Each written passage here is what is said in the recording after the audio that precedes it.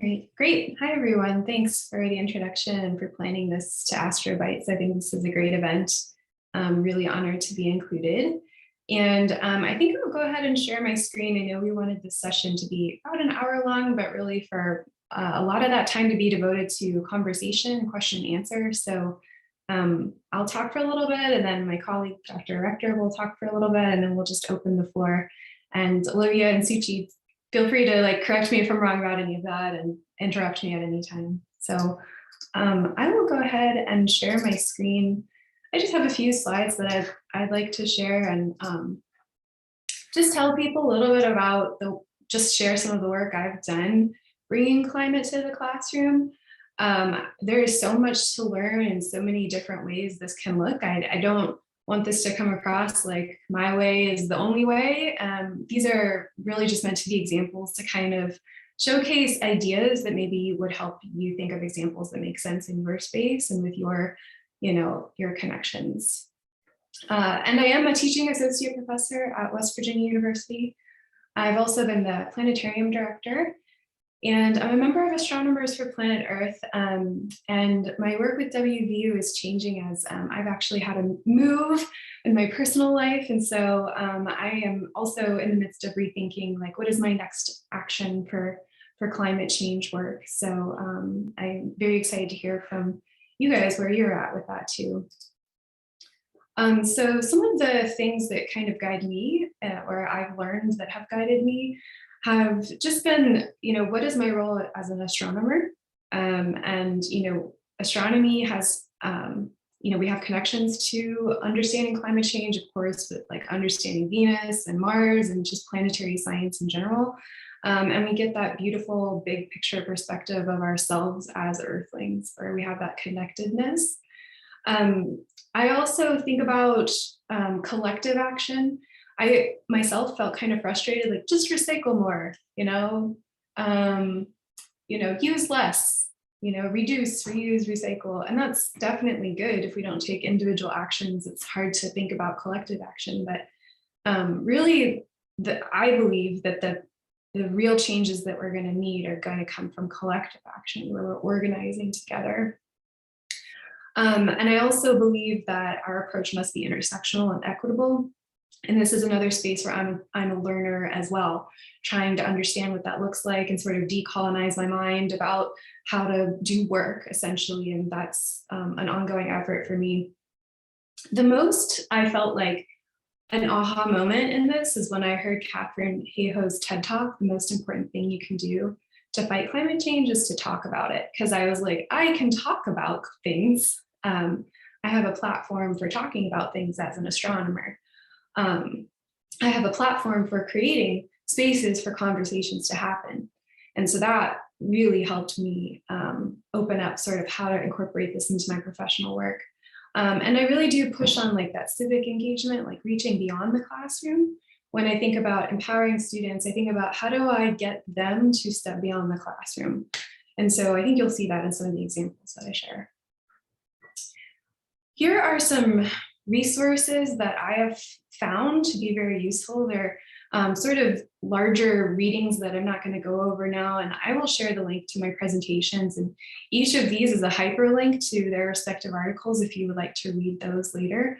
I'll put that in the chat at the end. This one in particular is a Nature article that I reference all the time and grants children can foster climate change concern among their parents. So, empowering students means that we're empowering everyone, basically. We're reaching out to families via students. And another thing that I, integrated in all of this is just that conversation. We talk about it. Just say it whenever, wherever you can. At the end of a colloquium I gave that was totally not about climate change, it was a couple of years ago before COVID, I had this slide at the end of my presentation. It was about the Milky Way. It was not about climate. And I just threw in some climate right there. And I was so nervous. I told my colloquium guest or a host beforehand, I might do this. What do you think? And he was like, I don't think it's going to go well. But I was like, I don't live here. If they hate me, I don't have to live here anymore. I don't have to ever be here again. but it went well. And so just like that moment of just saying like, hey, it's real, we need to act. And I'm just going to say that. I got a standing ovation from the students in the audience. It was so empowering and encouraging to me to just keep going and keep trying. So I just wanted to share that, like, it can be scary to even just say it, but say it in sort of a small space and then a larger space and just build up that confidence. It's not like it always goes well, but it's never gone terribly. So I keep doing it. We also had a climate rally on campus for the global climate strikes in September 2019. And we printed these signs and distributed them around the department, and people hung them on their office doors. And, you know, even like today, some people still have these signs on their office doors because people don't take things down. But that's another thing, to just like say it. And again, this is inspired by so much of Kathryn Williamson's work. So she just like put this on her Instagram feed one day, and I just, yeah, I think this is such a good idea and so simple and something we can all do. As a professor, I also had the opportunity to propose a class for students, a 1-credit book club that I called WVU Climate Conversations. Again, like creating space for conversation.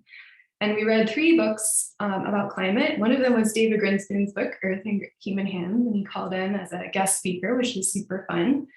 And for students' final projects that semester, I had them each record a podcast episode that we recorded on campus, and you can find it on all major podcast platforms now, WVU Climate Conversations. So that was really cool. And I'd love to see that even go into a second season, you know, if I can find the time to do it. I have incorporated into my Astro 101 class, my introductory college astronomy class, some, although I know Travis is going to be talking about that too. I've done a couple of things. I've had students have a climate conversation as an assignment and then reflecting, and students mentioned feeling nervous at first, but then being surprised that the person they talked to wanted to learn and actually agreed with them. Some students said that their families thought I was brainwashing them, but that was really a minority. And really, I think it's cool that from this one assignment, 200 students in West Virginia had an informed climate change conversation with their friends and family. So the assignment was like, you know, I just taught you about climate change from a planetary perspective. Now you use these same slides, they're just Google slides, and you talk to someone else. So it was an informed conversation. The Bard Center for Environmental Policy also has recorded dialogues for each state. And they want people to use the hashtag #MakeClimateAClass and do teach-ins with these recordings. So you can check for your own state's recordings and try to get involved with them as well.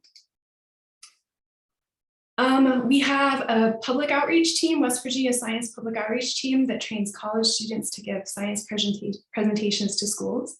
We created a climate change in a mountain state presentation, which talks about the benefits of climate change, which means more maple syrup for West Virginia, but also flooding. So that's really bad, right? And so we give that to K-12 audiences. I'm gonna try to go a little faster here.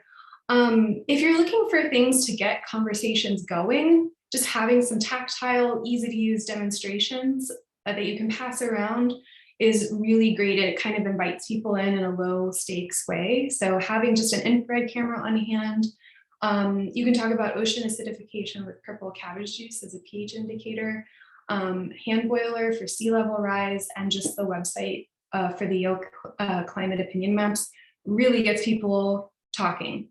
And I just think that's a really good starting point. We did some of these activities at that campus climate rally that I mentioned, and the BBC News showed up. So we're on the news, which is really amazing. All these students from our Society of Physics students were in the newspaper. So just, I think it's important to get attention. You know, you may notice, like, in none of these cases am I going into like the deep science of like the greenhouse effect, even though I do get there once we open the conversation, but just getting attention, I think is really important. So we even brought some of that to the classroom. I've had students practice writing letters to someone in power, like the university president or our sustainability director. I didn't make them mail their letters, but some of them did choose to, like even to our senators. And I even had got the dean to give us some discretionary funding to take a bus down to the state capitol one day and just hand out papers and like, what this is the climate research we're doing here on campus, you know, and just, again, it's just educating, we're just talking about it. We're just there present talking about it. We're not saying you need to vote yes or no on a certain policy, but we're definitely talking about it. And the sort of biggest thing I've done to involve K through 12 audiences is with a grant from the West Virginia Space West Virginia Space Grant Consortium, which is in every state. There's NASA in every state. So you can reach out to yours and see if they have little grants you can apply for. And this is where we've involved teachers with climate change activities and networking events. So we have professional development for teachers. We have networking events and even a course where they can earn continuing education units. And then we have a competition where they can involve their students in climate change public service announcements, which our grant pays to broadcast on radio and TV stations across the state. And we're about to choose our winners for this year. So here are some of our webinars that we've hosted. We've had over 100 teachers engage in at least one of them. And here are some of our winning climate change public service announcements from last year. And these are made by West Virginia students. And again, we broadcast it across the state, and we think that it reached 40,000 West Virginians, which is pretty exciting. And I won't play it now, but you can watch it on your own. So my advice is just start wherever you are, whatever you have power to do, just try something. And it might not go perfectly, but iterate and learn from it. And you'll gain confidence, you'll make contacts, you'll develop more of a community where you can do this with people and you're not alone.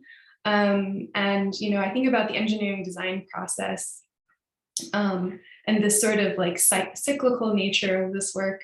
And then I have this from the Instagram account Patty Gonya, which I love if you want to follow them. I just think this intersection is really empowering because it really, whatever you do is not going to look like what I do. It's going to be unique to where you're at and what your skills are and where your interests and passions are. So follow that and reach out. So I think that's like 4:15. That's like a good time to turn it over to Travis.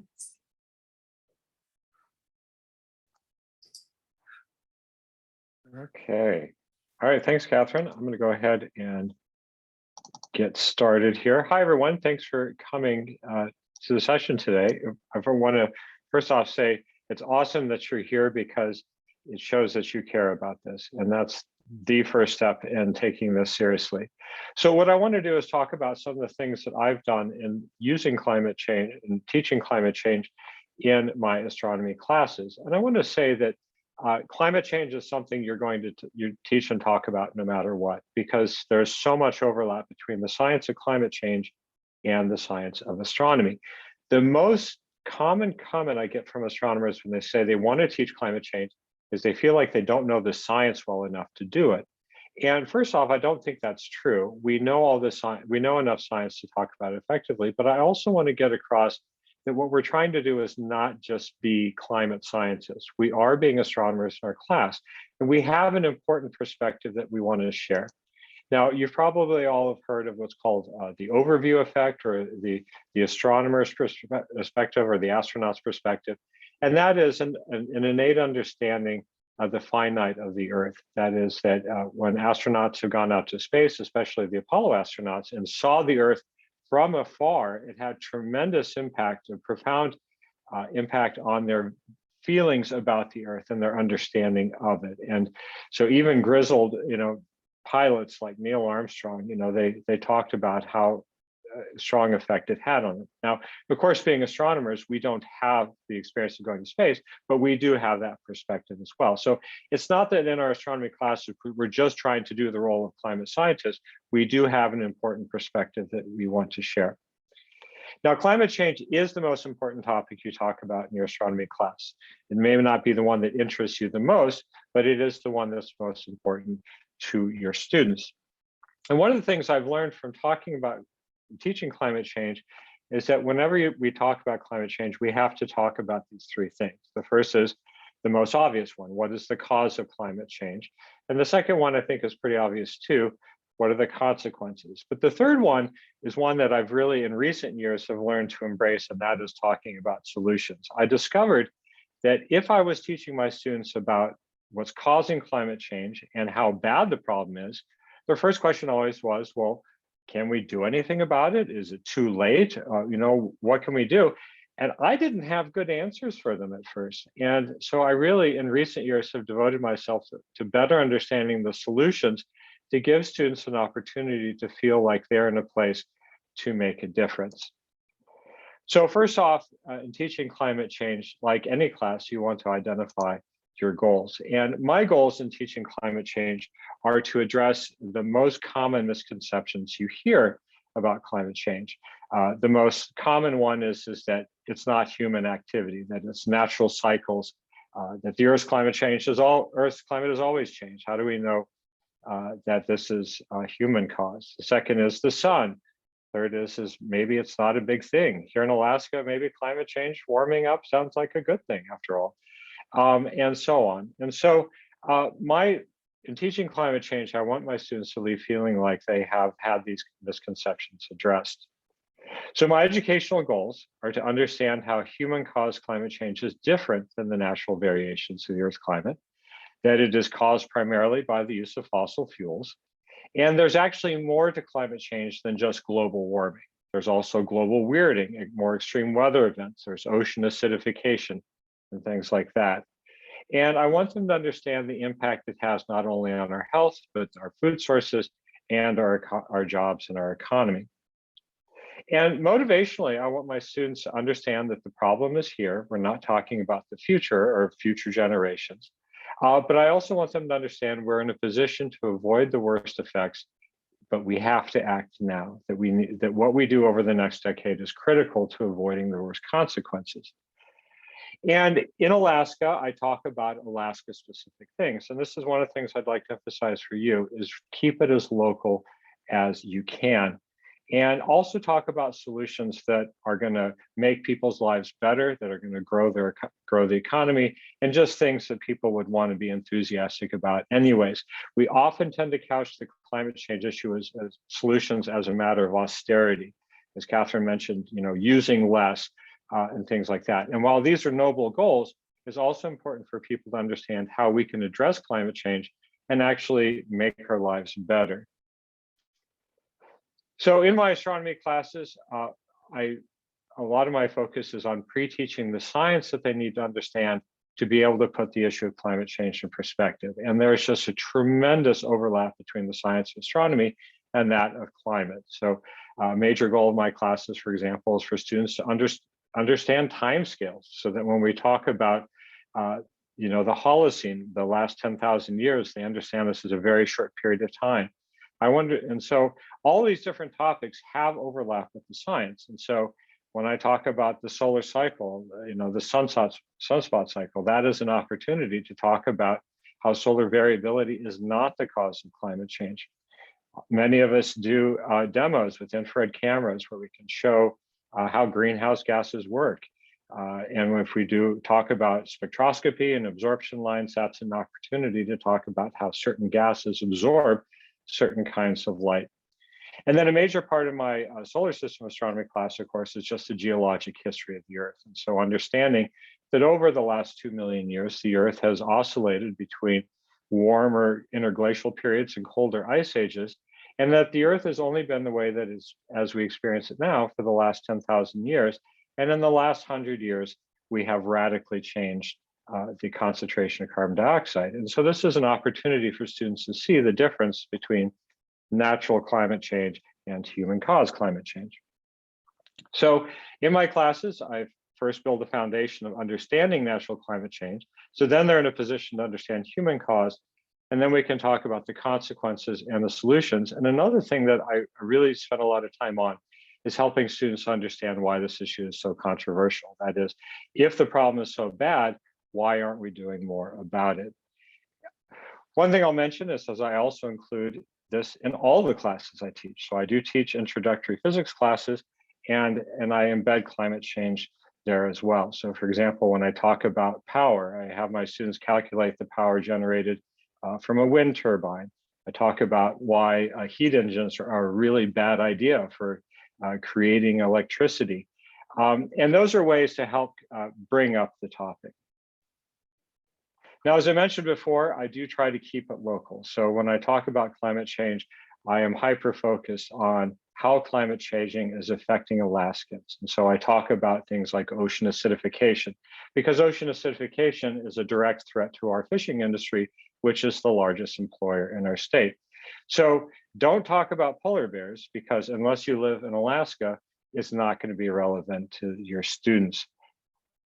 And then finally, I like to talk about solutions, and in particular, I like to present a wide menu of solutions. And if you've never looked at the Project Drawdown website, drawdown.org, it's an amazing resource that you can allow your students to explore and see all the different solutions that are out there and help them understand that there's not one single solution, that we need to adopt many of these solutions. And all of these solutions are actually pretty darn cool and are things we would want to do anyways, because they'll make our lives better.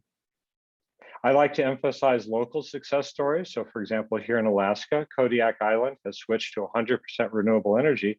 And in the process, they've lowered their electric bills and they've actually grown the economy. So it's an example of a win-win scenario.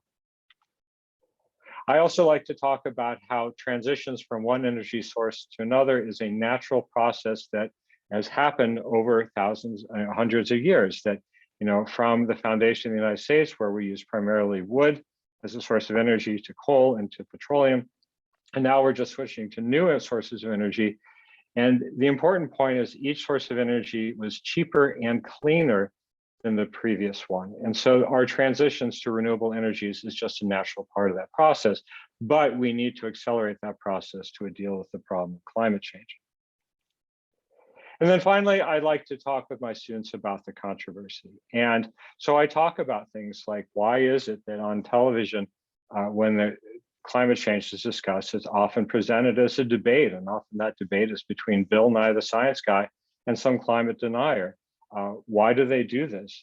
I also talk about the fact that fossil fuel industries has been giving money to companies that like to spread information, casting doubt on the science of climate change. And I also teach media literacy. I teach students how to be able to read stories in the news. And I do this in the context of astronomy.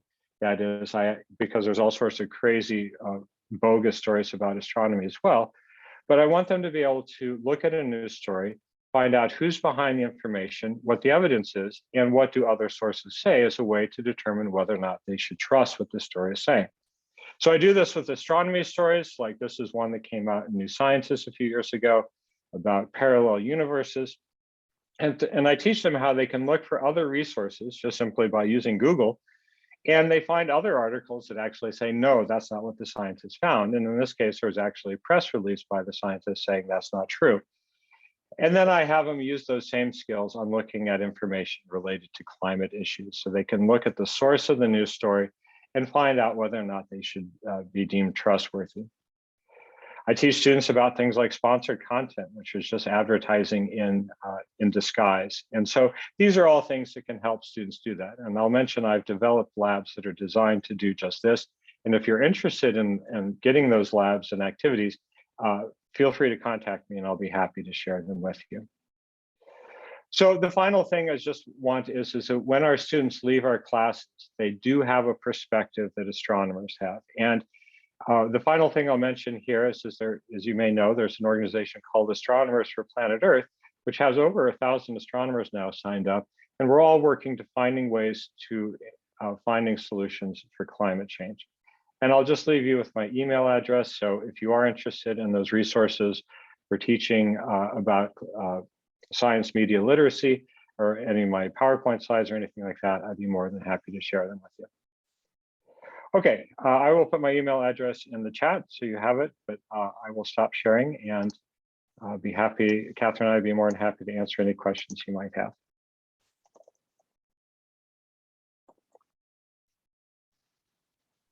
Thank you so much. I just learned a lot from just that 15-minute presentation. Is there a way to spotlight? Okay, cool. Thanks, Olivia. Yeah, so we want this to be like we have 30 minutes left, and we kind of wanted it to be an open conversation between us and these experts who actually are doing the work in their own local community, and kind of learn how we can apply that to our local community. So if you have any questions, feel free to just unmute and ask, and we want this to be kind of an open conversation.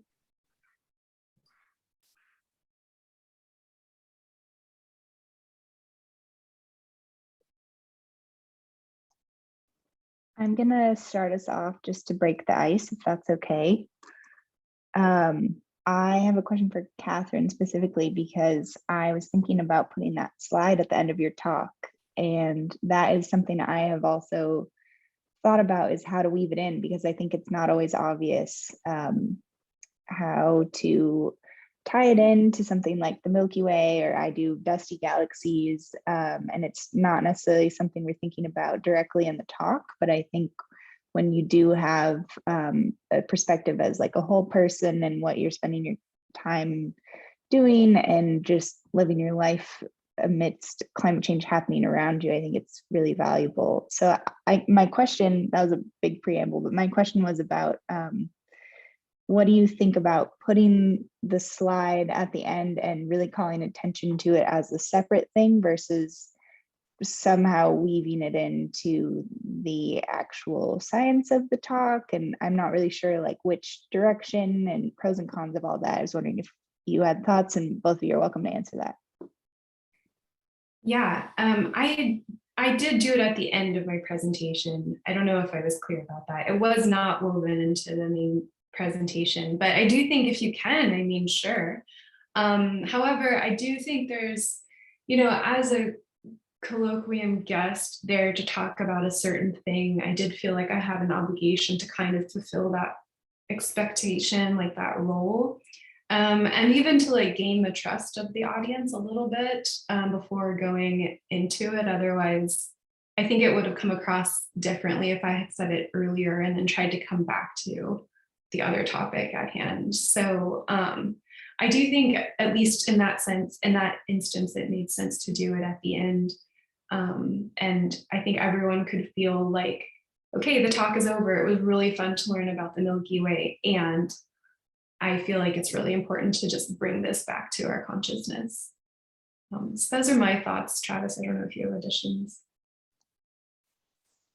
Well, I'll say that from my personal experience, it helps tremendously when someone says something like that. I remember many years ago being part of a review panel, and David Helfand was there. And I don't remember how it came up. It was after the review and we're all out at dinner, but at some point he brought up his concern about climate change. And that was an opportunity for me to say, yes, I'm concerned about this as well. It seems like no one else is. Let's talk about it. And then we had a wonderful dinner together, and he shared with me all these resources he used for teaching. And it really was a transitional point for me to going from being something I was concerned about, but it seemed like no one else was, to I have found someone who shares my concerns and beliefs, and that motivated me to take it more seriously. So I think anytime you can say, I'm concerned about climate change, that gives other people around you an opportunity to express their concern and explore it as well, and move from being someone who may be worried about it but doesn't know what to do to someone who is going to take action about it.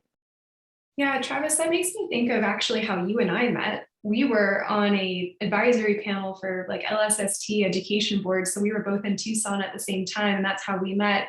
And it was just after hours, after our advisory board time, that we were talking about teaching about climate change. And I was like, oh, you teach about climate change? I'm trying to teach about climate change. Like, can we share? And you sent me some of your slides. And it was really just that connection that led to us writing a white paper together later. And so I think you're right. Like, it was just one of us talking about it out of the blue, and then it led to actual collaboration. Yeah, and I'll say, we're often very concerned about bringing it up because of that one or two people in the audience who are going to be upset with it. but there's all these other people out there who are going to be happy you brought it up. And so those are the people that you want to reach.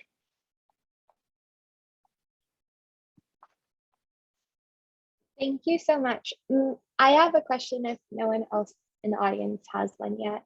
Some of the feedback I hear from teachers and also professors is just that they simply don't have enough time to cover climate change in their classes because they have all of these other standards to get to, and it's just going to take up too much time, and it's not applicable to, it doesn't meet the state standards or university standards. And so I was wondering how you might have dealt with that at your own school, and if you had pushback from admin and how you maybe worked around that. Yeah, I can jump in. So especially that has definitely come up, especially with the teachers I work with, since like climate change isn't necessarily a class name in K through 12 schools, at least in West Virginia. And, I have, with our grant for this West Virginia Climate Change Professional Development Project, we've, funded like a master teacher, who's really passionate and has a lot of experience incorporating climate change into her teaching in the state. And I'm as a college professor, I'm not as good with like the K through 12 science standards, but she really is. She's a K through 12 teacher.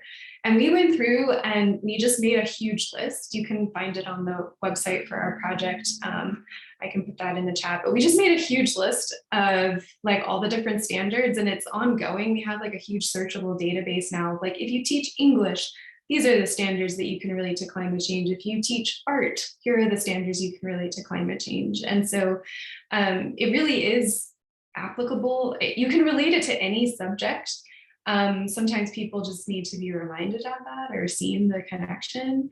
And so I think it's worth just having this list of literally like over 100 standards in different subjects. And it's just like overwhelming, hit you in the face that it is applicable. And, like Travis said, like you can, with spectroscopy, with energy transfer, like with anything you teach, there are ways to relate it to climate change. Oh yeah, I'll put the link in the chat. I think I'll add to that. One of the best advice I've gotten about climate change is don't teach climate change as a standalone subject. Talk about things that people care about, and then teach how climate change is affecting that. So, as I mentioned in my talk, I include climate change in just about every subject I do. And one of the best teaching moments I've had was last semester. I was teaching intro physics, and I'm talking about the thermal expansion of materials. And I said, oh, and by the way, most of the ocean rise being caused by climate change right now is simply because ocean water is warming up and therefore expanding. And that led to a half an hour discussion on climate change. And, because students had questions and I had breached the subject, and that gave them an opportunity to ask. And so thermal, expansion may not be a topic we normally associate with climate change, but it is. And that was an opportunity to bring the topic up and then lead to a good discussion, because so many times I've had that experience. Just by bringing up climate change, it gives students the opportunity to ask questions. And they often say stuff like, I don't know if you can answer this for me, but I'm really concerned about climate change and I want to know about this. And that's an opportunity for you to help them. So yeah, so you don't necessarily need climate change as a standalone science topic. You just need to connect everything else we teach to it.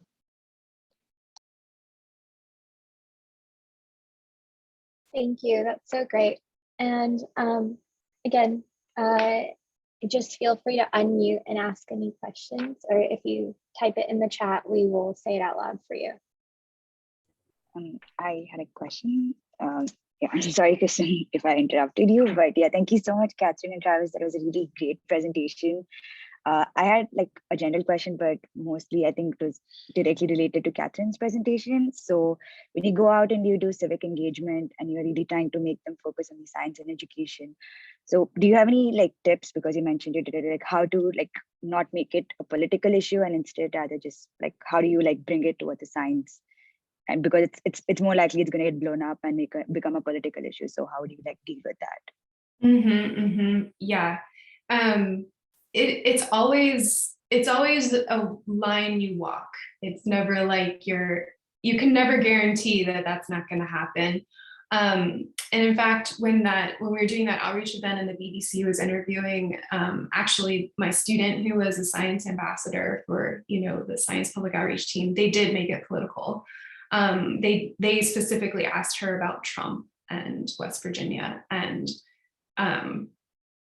she handled it amazingly. She brought it back to the science and to the education. But, as a professor, I was really mad that they put my student in this position, and I pulled them to the side and I said, hey, we're not here to talk about that. You can't ask her questions about political, figures. You need to ask her questions about the science. And so I think that's where having a team, and if you are in a position of power, like I was in that situation where I had more power than my student had, to try to be prepared for that. Although I'm also navigating the situation in real time with her. And so it's uncomfortable.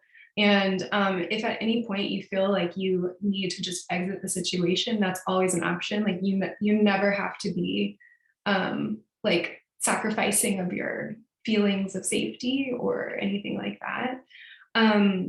But to just, to have some key phrases of well, I'm here to talk about the science, or, I'm here to talk about this, and to just keep going with that. And, that situation was the worst that I have experienced. And it even really wasn't that bad, we actually weren't unsafe in any way. We just were annoyed. I don't know if that directly addresses your question, but, I guess you just can't guarantee that it's not going to happen. But you can have have a team, check in with each other beforehand and afterwards. And because there's a lot of emotions that are wrapped up in this topic as astronomers, we don't really have experience with that as much with other topics we teach, with people getting so emotional about it. And so we really need to carve out that extra space to address the emotions that come with it before and after an event. So I think I would say that. I've had a fair number of experiences in public talks where there's someone in the audience who is skeptical or doubtful about climate change, and they want to talk about it. And often it's a climate denier talking point that's already well established. So one of the resources that's useful, especially if you do public talks, is a website called Skeptical Science that does a really nice job of breaking down a lot of the different climate denier talking points. And I want to be clear about what I mean by climate denier. This is someone who has decided there's no way climate change is real, and they've armed themselves with a wide range of information that they think proves that it's false. That is, they're not interested in learning whether or not climate change is real. They're interested in proving that it's not. The majority of the audience doesn't feel that way. And usually they get pretty frustrated when that person starts to take over. So I think what works best is to treat them with respect, acknowledge if of what they say, if there's any truth in it, and then try to help them see what is not true about what they've said. And while you may not change that person's mind, you may soften their position a little bit, and the other people in the audience will appreciate that you treated them with kindness and respect. And so the thing that I want most from an interaction is that someone felt like they were heard and that they were respected, and that I didn't necessarily agree with them, but that I did listen to them. And I think that's the best way to move forward on those. Unfortunately, sometimes the denier talking points can be pretty bizarre. Like there was one recently about how the climate on Mars was changing, and certainly we can't be blamed for that. So why, should we think that climate change was happening here? And it was so hard to unpack that at the spur of the moment, I really couldn't come up with a good answer. But Skeptical Science is a website that is very useful in knowing what some of those are and helping you to prepare for them. Great. Thank you so much. That was very helpful. Could you drop a link? Yeah, absolutely. Let me get that for you.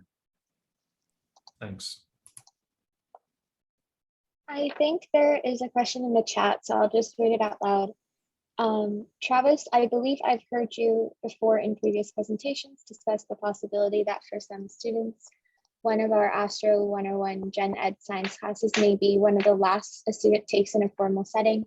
Related to that, have either of you heard back from any of your past students, maybe asking for more information or other responses? Yeah, I actually hear from students fairly often. It's often in the context of, hey, I learned a lot in your class, but I have this relative who, I got into an argument with them at Christmas or Thanksgiving, and this is what they said, can you help me to respond? And so that's great. I love to hear that. I mean, I really, what Kathryn mentioned earlier about the importance of those family conversations.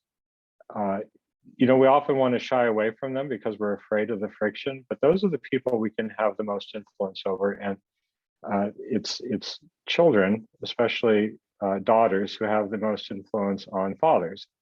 And so we want to help them to be in a position where they can talk with their family, express their concerns, and have them be listened to.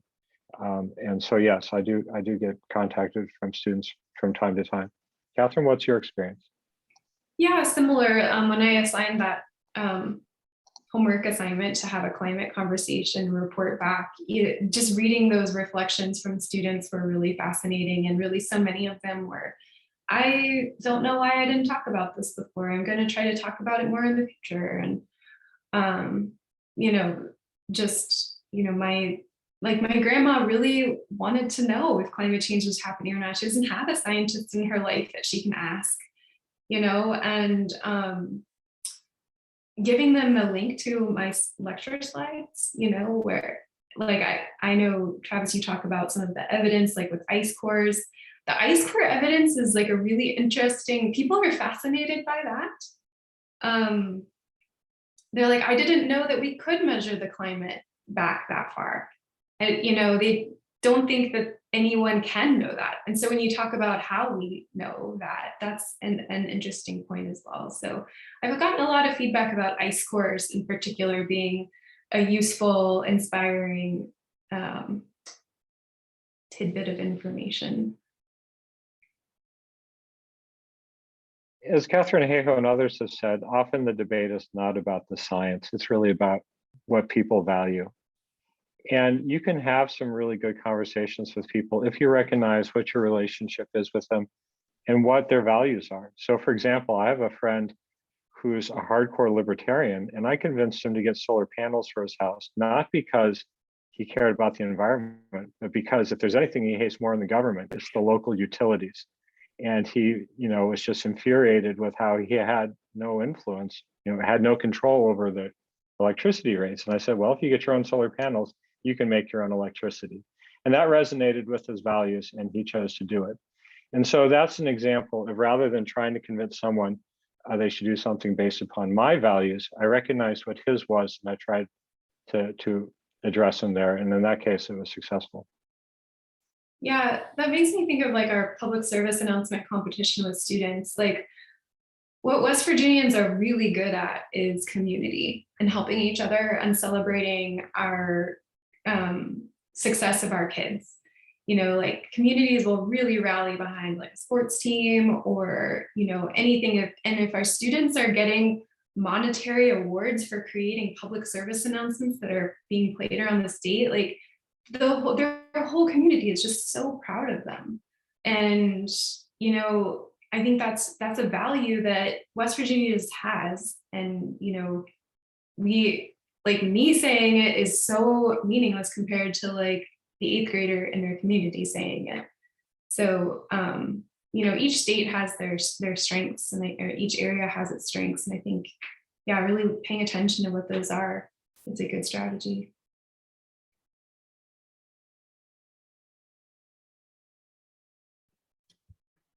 Hello. So I have a question. So obviously both of you are scientists, you're educators, specifically within astronomy. Now, I guess I'm sort of curious, when you sort of have these discussions of climate change or otherwise with people who are perhaps outside of academia, outside of education, outside of astronomy, perhaps not even in the sciences, how do you sort of approach connecting with them, perhaps with other industries? And I'm also kind of curious, what have you guys sort of been able to learn and incorporate in your own discussions from people that are, outside of the specific purview that you're focused on? Kathryn, you want to go ahead? You want me to go? Sure. So I think the question is kind of how do I make connections with beyond like the ivory tower or whatever. So I actually started getting involved in citizens climate lobby just in my own personal life, and I really kept my climate work separate from my professional work for a year or two before I saw some ways to incorporate it. But from my efforts there, I met community activists that I was able to incorporate into our grant when I did write it into my professional work. So actually just getting yourself out in the community just as an individual, not wearing your sort of astronomer or PhD hat, I think is useful. And, I've just emailed people too, especially for that podcast we did, where I wanted students to interview someone. And then that was a podcast episode for our WVU Climate Conversations podcast. The students really guided kind of what they were interested in, and I helped them find people. And, then when you're reaching out, you're like, this is for my students' assignment, can you help them? And then you're not trying to like impose your like will on them, you're asking them for help. And I think everyone wants to feel like they have expertise that can come to bear. And so just having something like this, like creating space for conversation to happen. If you're like, I want to host a panel on climate change for my region, and you just start asking people, hey, will you be a panelist? Will you be a panelist? And then you're meeting people and you're connecting to people, and then they're a contact for you, whatever happens down the road. So I think just creating that space to listen to people is useful.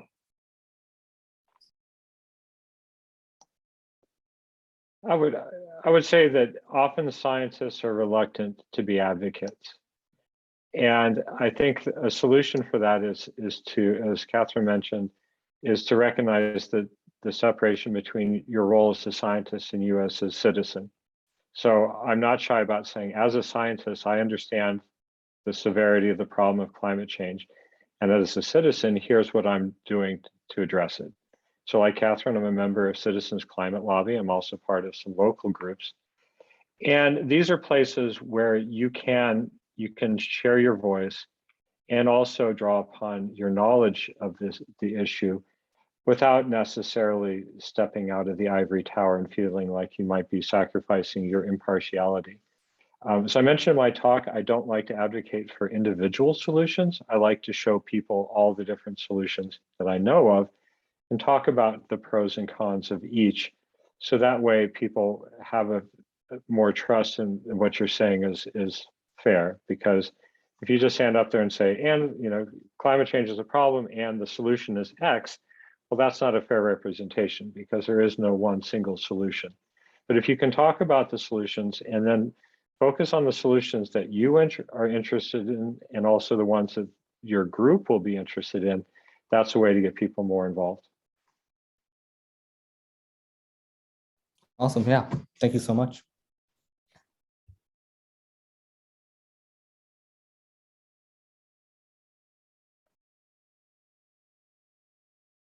There is a question in the chat.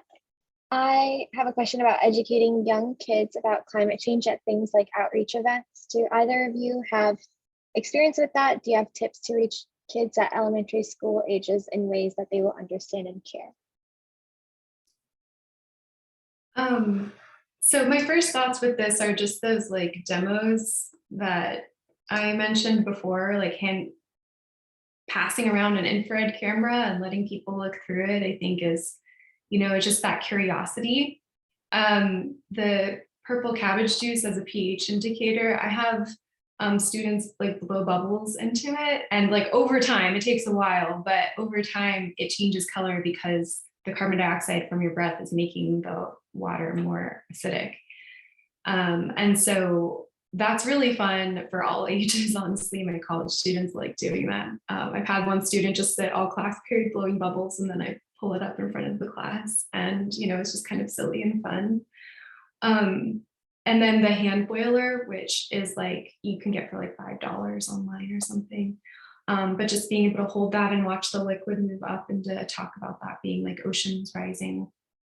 But I don't have as much experience talking to very young children as I do older kids. So I think that that's like a sensitive thing too, because one thing we've said with our outreach presentation is like, eat less meat, and I had a parent say like, be careful about telling my kid not to eat more things. They're already really picky. And so we changed it to like eat more veggies, and I don't know if we even said instead of meat or something, but just learning from parents about what they're comfortable with too, I think is important. Oh, the hand boiler. Here, I'm going to drop a link to my presentation in the chat again. It's slide 7 in my presentation. So, and it has a hyperlink, and that will show you a video of me explaining it. And so you'll see it actually working. Yeah, it's really cool. I think one thing that's really good to emphasize with kids are the possibilities of what our future can be like. Kids are easily scared, and they often can misunderstand what you're saying. So for example, many years ago, my young daughter came into my bedroom one night in tears because she had a nightmare that we were going to drown.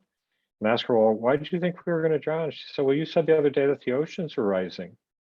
And I hadn't really, and as a kid, they don't necessarily understand what we mean when we say the oceans are rising, right? At what level, or is this going to turn into a water world?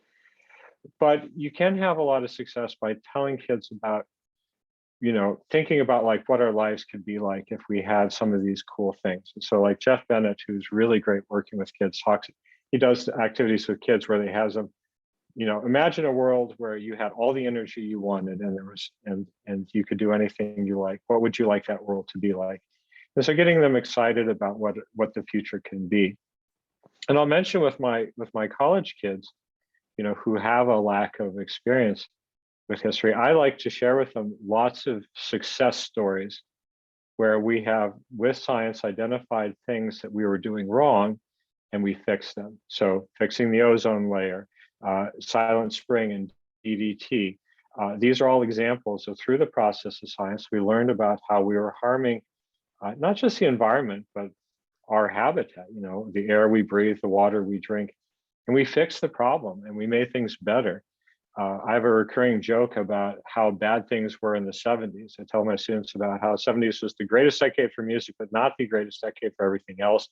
And I show them about how bad the smog was in cities like Denver and Los Angeles, and how much better things are now. And just that gives us students an opportunity to visualize a world where we address the problems that we have now, and things will be even better. So rather than focusing on the gloom and doom, focusing on the future that we can have, and motivate students to want to work towards that.